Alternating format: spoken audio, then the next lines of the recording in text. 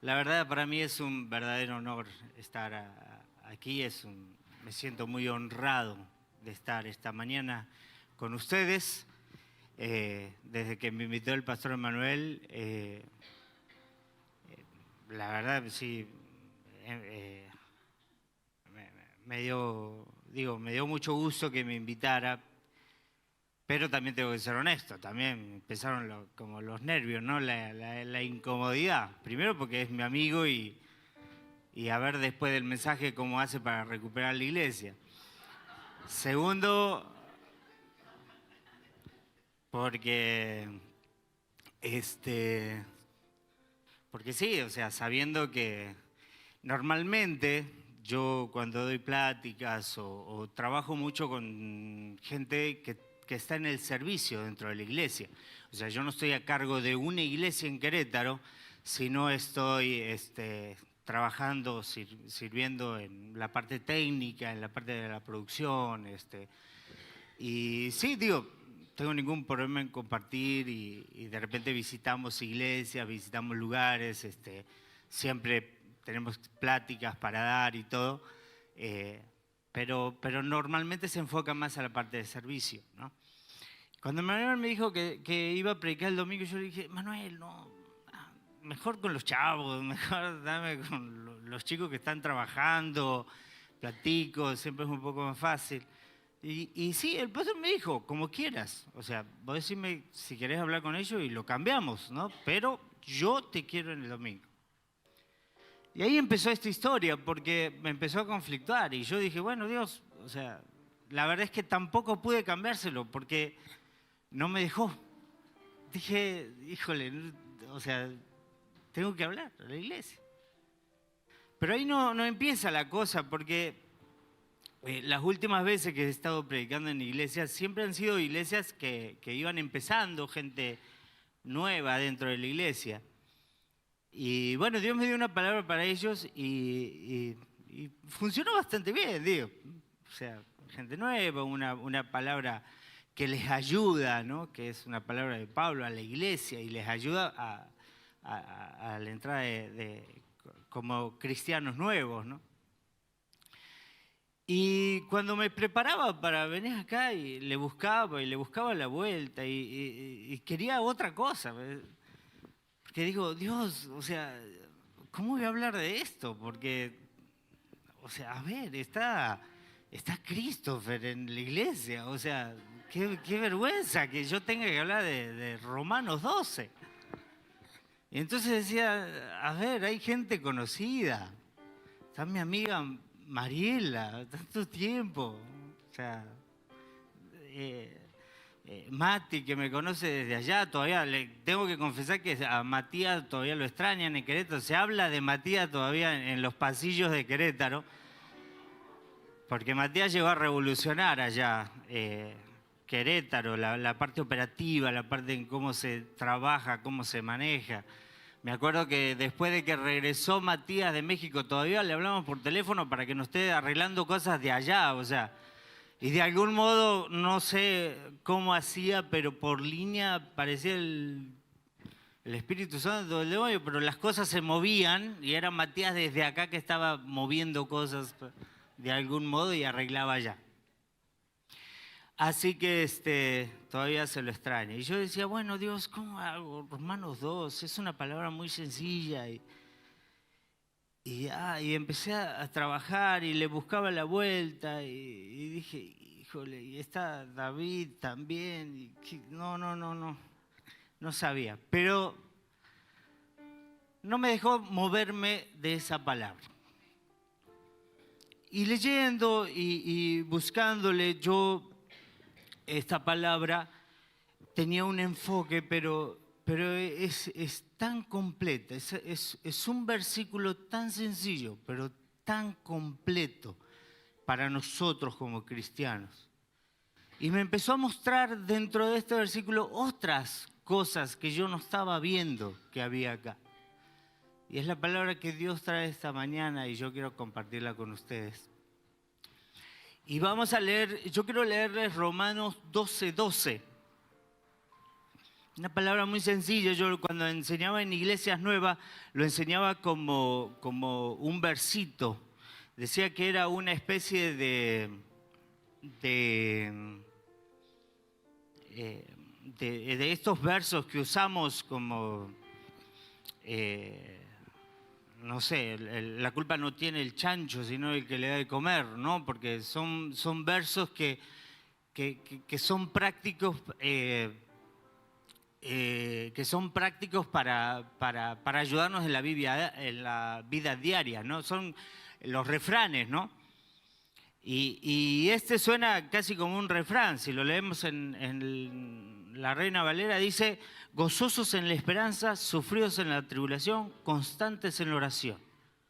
Y yo a la iglesia la hacía repetir, ¿no? Y digo, si usted se aprende esa frase, y le mostraba cómo desglosarlo, decía, usted llévese eso, y es como un refrán. Cada vez que tengas una situación, tú, gozoso en la esperanza, sufrido en la tribulación, constante en la oración. Y eso le va a ayudar en la vida, en cada momento, en cada parte como cristiano, y le va a ayudar, ¿no? Y fíjense que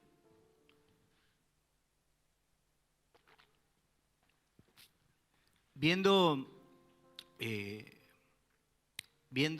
otras versiones, dice gozosos en la esperanza, sufridos en la tribulación y constantes en la oración. En la Nueva Traducción Viviente dice: alégrense por la esperanza segura que tenemos. Tengan paciencia en las dificultades y sigan orando. Alégrense por la esperanza segura que tenemos. Y eso, desde ahí me empecé a clavar. Qué esperanza segura que tenemos. Tengan paciencia en las dificultades y sigan orando. Y empecé a entender que cuando tenemos situaciones en nuestra vida, no podemos separar ninguna de estas tres cosas. Este triángulo, esta tripartita de decir, tenemos que enfocarnos, tenemos que estar gozosos en la esperanza, mirando o confiando en aquel que es nuestra esperanza segura. Y dice, alégrense. No dice, no se preocupen, se van a alegrar. No, dice, alégrense en la esperanza segura. Dice, tengan paciencia en las dificultades. O sea, sean pacientes. Hay una situación, sean pacientes, sean confiados, confíen. Hay alguien ahí. Pero sigan orando. Y empecé a entender que muchas veces nosotros pasa eso. O sea, muchas veces sacamos uno de estos tres puntos de nuestra ecuación como cristianos. Podemos decir, bueno, yo confío en Dios, ¿no? Y estoy esperando, y digo, bueno, espero en Dios, ¿no? Estoy confiando y esperando en Dios, ¿no?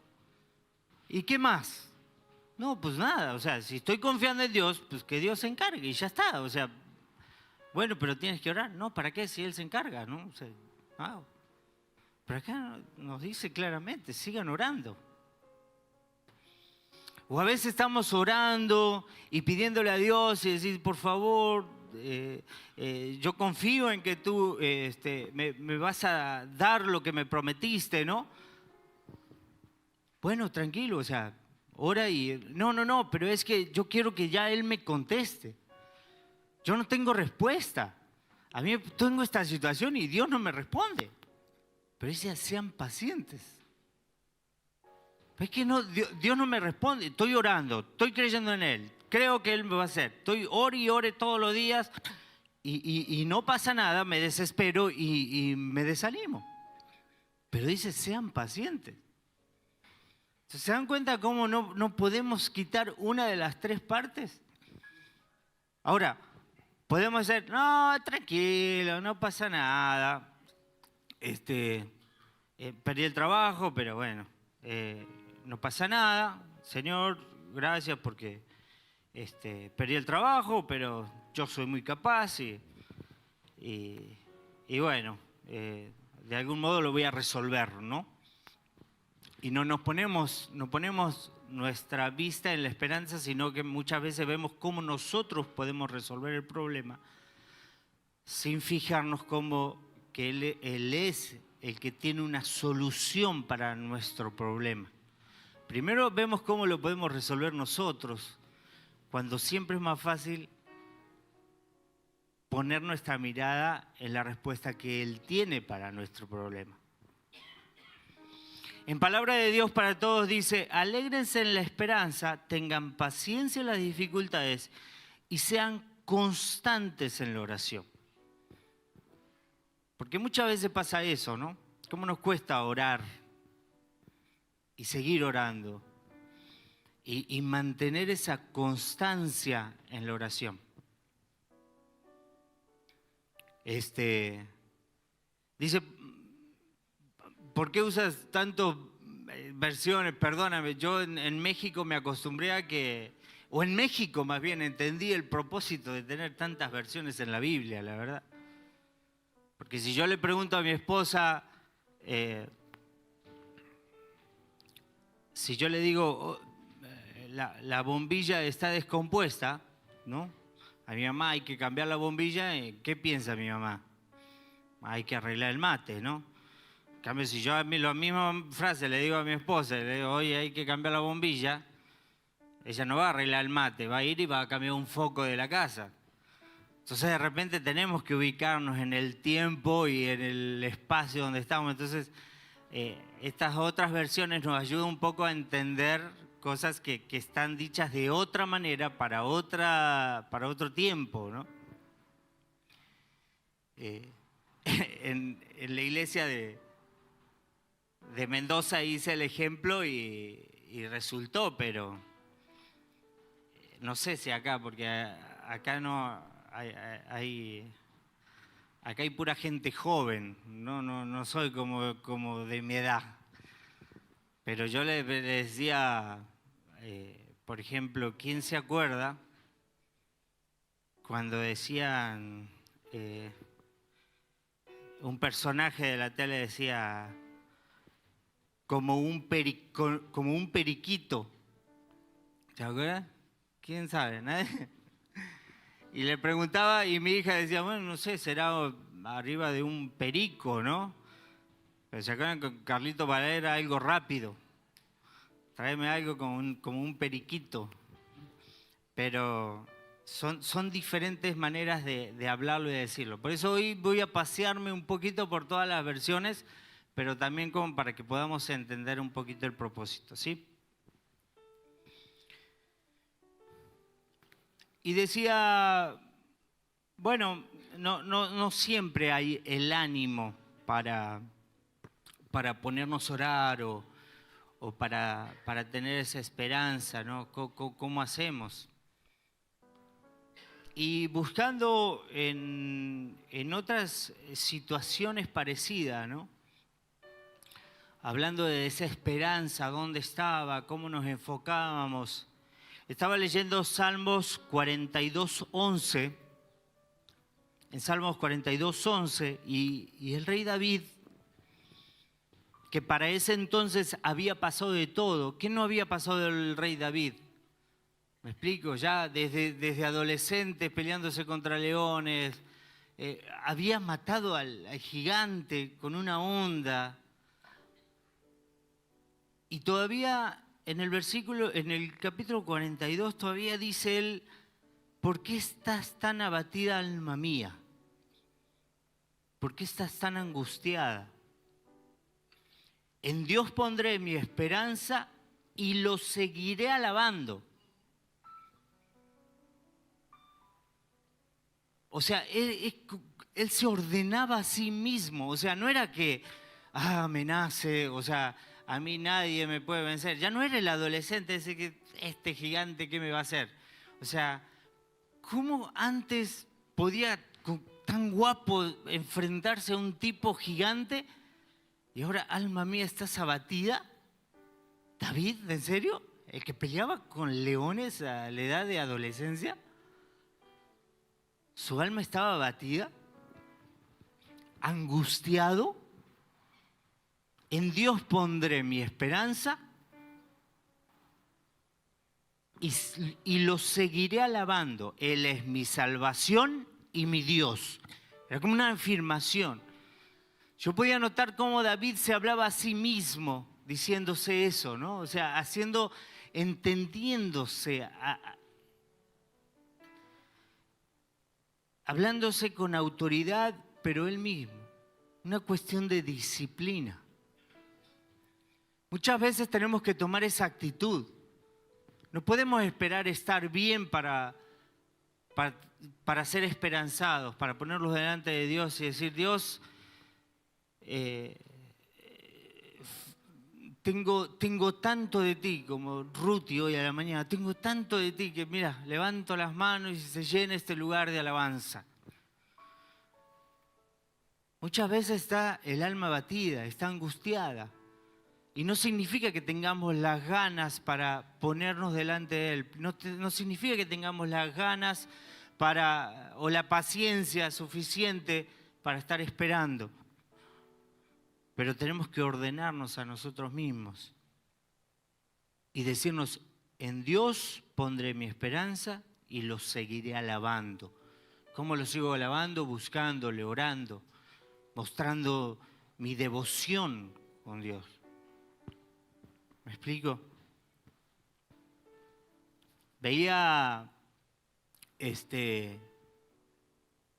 Buscaba similitudes de estos principios o de este principio tripartita, ¿no?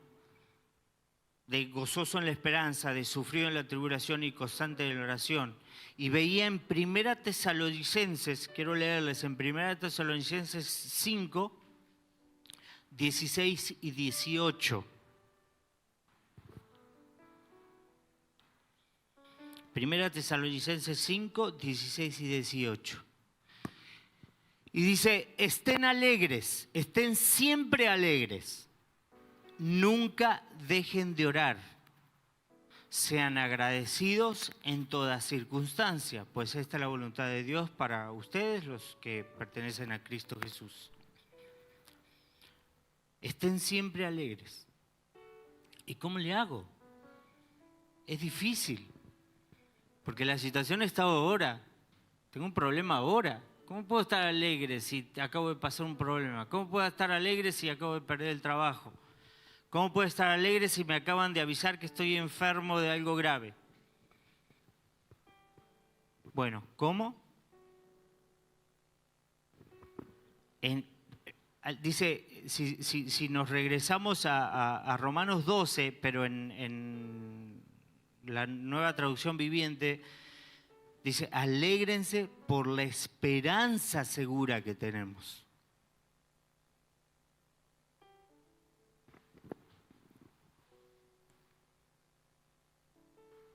Y tengamos paciencia en las dificultades. Nunca dejen de orar.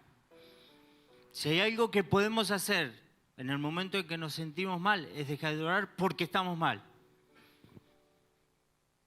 Es el peor veneno. Ahí es donde más nos hundimos. ¿Y qué es lo que pasa? ¿Por qué dejamos de orar muchas veces? Porque nos desanimamos, porque no vemos el resultado.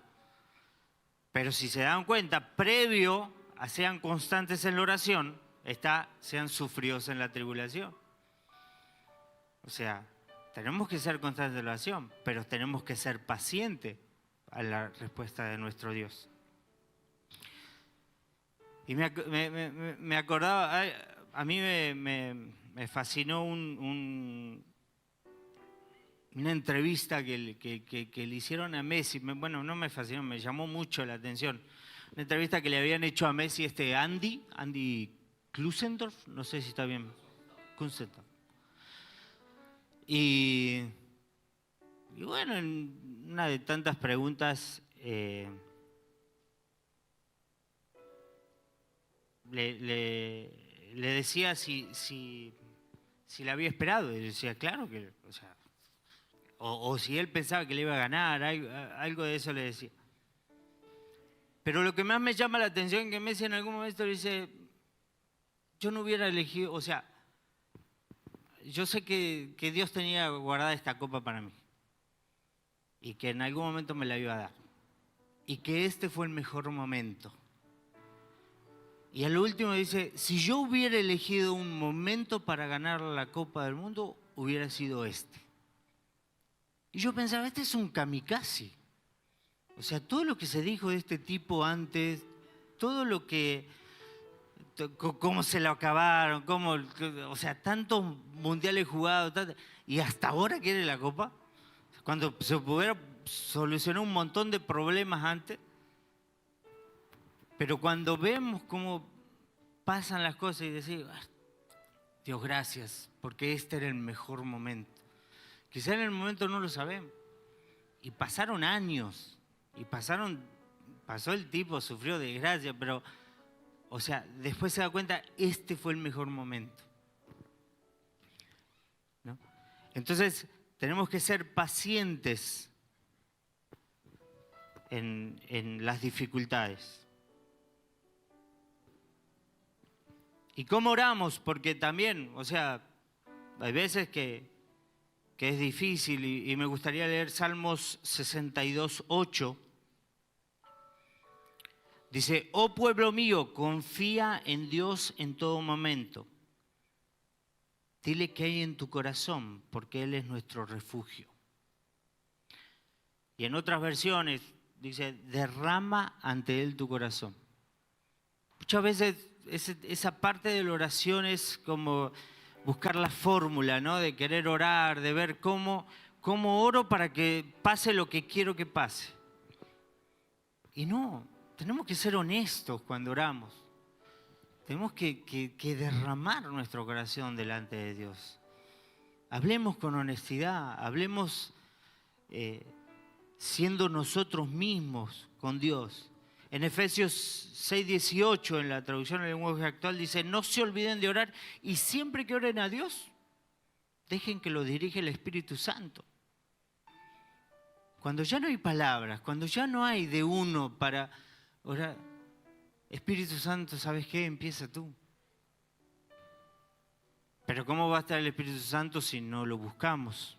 Si no tenemos un ambiente de adoración en la casa, si no procuramos un lugar donde Él pueda habitar, si estamos maldiciendo, si estamos enojados todo el tiempo, si las cosas no funcionan y nos ponemos mal, bueno, pues el Espíritu Santo no va a estar. Entonces, ¿cómo nos puede ayudar a orar?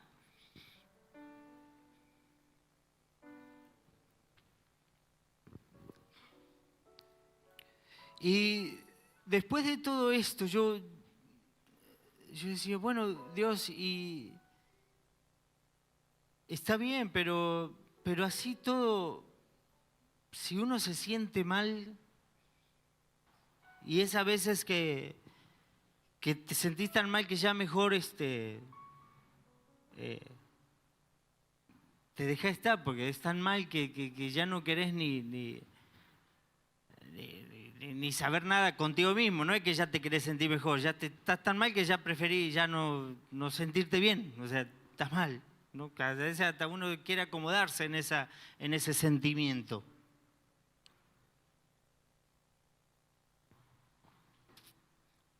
Pero ¿cuánto estamos afectando sin estar, incluso sin estar tan mal? ¿Cuánto estamos afectando a los que tenemos alrededor? Y esto también va para música, digo, si ya entro en mi tema, se va para músicos y para gente que está trabajando, que está sirviendo, ujieres. Venimos a trabajar y si sabemos que están mal, si estamos mal en algunas áreas de nuestra vida, ¿qué tanto estamos afectando a los que están alrededor nuestro? Si queremos servir, ¿no? Incluso no hablemos de eso, no hablemos de los que están mal, hablemos de los que están bien y que quieren servir. Y que quieren decir, bueno, ¿cómo vas a servir? ¿Qué es lo que vas a dar a la gente que está a tu lado, ¿no? Y leía Romanos 13.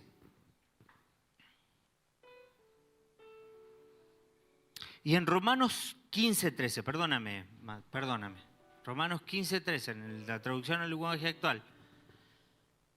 Dice que Dios, o sea, mismo Pablo hablando de la misma iglesia, que Dios, quien nos da seguridad, los llene de alegría. Que les dé la paz que trae el confiar en Él. Y que por el poder del Espíritu Santo los llene de esperanza. Ahora, es exactamente lo mismo dicho de otra manera. Que les dé la paz que trae el confiar en Él. Confiamos en Él porque tenemos tenemos puesta nuestra confianza en la esperanza segura. Y la paz viene en esa parte donde tenemos que descansar o esperar en los tiempos de ser pacientes, en los tiempos de tribulación. Y el Espíritu Santo los llene de esperanza. Y en otras versiones dice, para que rebosen de esperanza. Palabra de Dios para todos dice, así tendrán tanta esperanza que llegarán a otros. Y se empieza a cerrar el círculo. Entonces, cuando nosotros empezamos a trabajar esa parte de estar gozosos en la esperanza, sufridos en la tribulación y constantes en la oración, es cuando no solamente resolvemos nuestras situaciones, nuestros problemas, nuestras cargas, sino también que la gente que está alrededor empieza a llenarse de esa esperanza de la cual tú fuiste llenado. Pero la versión que más me gustó es la NTV.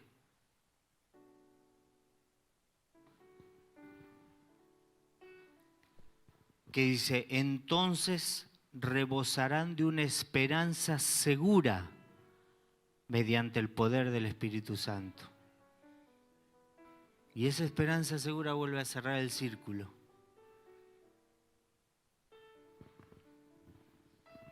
Rebosarán de una esperanza segura. ¿Tienes conflictos? ¿Tienes situaciones? ¿Estás bien? Pero hay gente alrededor tuyo que no está bien. Porque nosotros podemos estar bien, pero si la gente que está al lado mío no está funcionando, ¿quieres ayudarle? Acá está la solución. Alégrense por la esperanza segura que tengamos. Tengamos paciencia en las dificultades y sigan orando. Entonces rebosarán de una esperanza segura mediante el poder del Espíritu Santo. ¿Me explico? Y sí, no traje esta mañana una palabra tan profunda, tan elaborada, pero como dicen en las iglesias bautistas, palabra de Dios. Y yo les agradezco esta mañana que me hayas invitado, pastor. Y me gustaría orar, si me lo permites. Y Señor, quiero agradecerte esta mañana por darme la oportunidad de pararme aquí y hablarle a tu iglesia. En esta casa que me han recibido como familia, que nos han recibido a mí, a mi esposa, a mis hijos, a mi madre como familia. Señor, yo quiero bendecirlos a cada uno, bendecirlos a gente que estimo mucho. Señor, bendigo a aquellos que sirven en esta casa. Bendigo al pastor Emanuel y la pastora Mariela, a sus hijos. Christopher y su esposa, David y Ruti. Bendigo a Mariela, a Matías. Gente que conozco, pero también a la gente que no conozco, Señor, las bendigo. Bendigo a aquellos que están dando de sí para que esta casa funcione.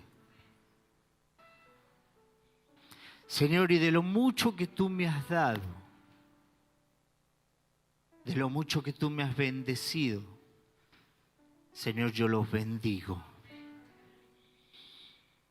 Señor, y aquellos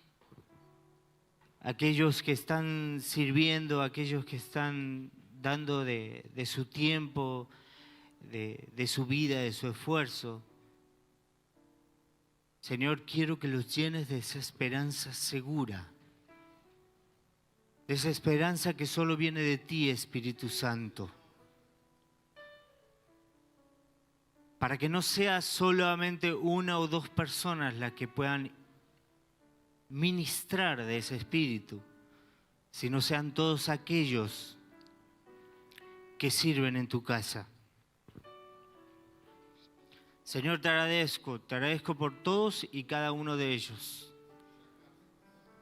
Señor, y te agradezco porque esta casa es casa de bendición para muchos.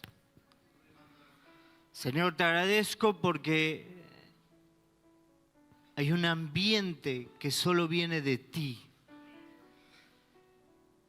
Y un espíritu que solo puede venir de ti. Señor, llénalos aún más. Señor, llénalos aún más de lo que tú tienes para este tiempo, para este lugar. Gracias, Jesús.